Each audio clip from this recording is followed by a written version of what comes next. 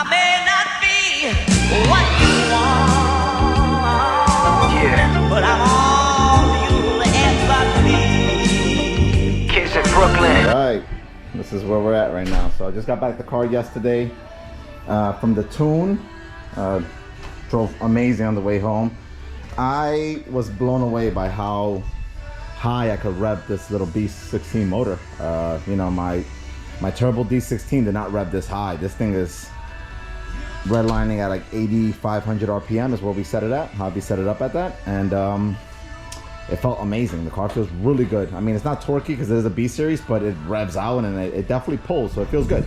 I'm pleasantly surprised. So now that I got the car back, now that I got the exhaust done, it gives me an opportunity to finish the job I started, which was the sway bar. So I already started it. I had originally installed the plate, and then when I went to install the actual sway bar, I couldn't because the exhaust was made too low and it was hitting the exhaust. So I had to wait till my exhaust got done before I can go and do this. So now I already went ahead to this side linked up. I'm gonna do that side and then just tighten up these bolts, and that's it. The rear sway bar will be there. I'm gonna put the decals on. I haven't put none of the decals that came with this kit, and I want to take this off. I mean, you're probably never gonna see that, but I'll see maybe if I take that off. I don't like that. So we'll see. Let's see how it finishes up. All right, guys, there we have it. Let me get under here. It's installed. So I went with the Whiteline rear sway bar. Everything's been torqued down, installed. And that's it. All I do is put the car down, put the wheels on. Well, put the wheels on, put the car down, and then get an alignment on the whole thing, you know. But looks pretty cool. Hopefully it changes the handling experience on this car, because these D-axis don't come with any sway bar. I'm gonna add one in the front, just not yet. But this is definitely one of the ones that I needed to do. Woo. It's nice, right? I'm gonna go take it for a drive right now, but the lower control arms and the whole bottom looks really cleaned up and nice back there. Hopefully I got a tighter drive, but I just finished that. I literally just finished driving the car, and when I tell you the difference that a sway bar does on a car, it's night and day, night and day, night and day. I just took it down the road, and then like even little like when you just turn the steering wheel to just like swerve out the way, the whole car like responds instantly with that rear sway bar. It's insane. I'm gonna get a front strut bar. I think I want to tighten up the front a little bit. It feels fantastic now, but eventually I'm gonna get a front strut bar and maybe a front sway bar if I can get one off of Junior's Civic. He's got a Civic. He told me I could have it, so if I can take it off, I'll put the front one on. But otherwise, it's like night and day.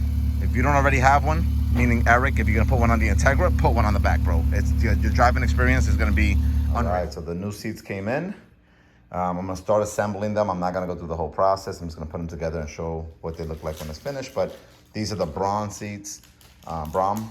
I wanted to try something different. And so far, I sat in them on the floor and they feel pretty great. Actually, wider than my brides, however you wanna say them. So I'm actually really excited to see how they're gonna fit in the car, how high or low they're gonna make me sit, and I'll let you guys know that, because one of the big things that I was concerned with is how high am I gonna sit. I'm 6'2", about 215, 20 pounds right now, give or take. So I don't wanna sit any higher. And that's one of the things I liked about the bride seat, that it made me sit lower. But this kit does come with the pair and the sliders, and I bought the rack separate, and I'll show you that later. Here's a quick little flip, man. I like them, they look cool. I drove the car last night, and they sit lower, so that's a big plus, because I was afraid that they were not gonna sit low enough. But I think it looks cool, you know? The blue with the silver, kind of like I thought it would look cool. And yeah, I'm happy with it. So what's up, first impression. So this is the seats are installed. I actually ordered some brackets off of eBay that swore that they were for an EK, but one of the bolts didn't fit in the back, so the hole didn't line up. It's got a bolt on it, but it's kind of just sitting on it. It's kind of weird. I wrote to eBay, the seller, and say, hey, you told me these things are gonna fit. They don't fit, so I'm waiting for them to respond before I leave any feedback on the eBay. But This is the review on the seat so far. So like I mentioned before, I'm 6'2".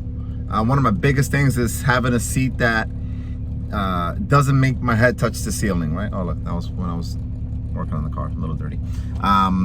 So the seats definitely make you sit lower than the original seats were. If I had to guess, it's at least about an inch lower, maybe even an inch and a half. Is pretty good. So I naturally sit a little lower. You can see where the seatbelt straps are. They're like right by my shoulder, right where they should be. And these are definitely taller than the other seats were. All in all, one of the things that my old seats, not the original Honda ones, but my old and my CRX, my bride seats, they were narrow, especially on my lats. So my back, my chest, my arms, my lats are a little wider. I do lift, so they're wider, and it felt way more snug. And this one, I sit in here effortlessly. I wear about a 36 waist, so for me it fits beautifully.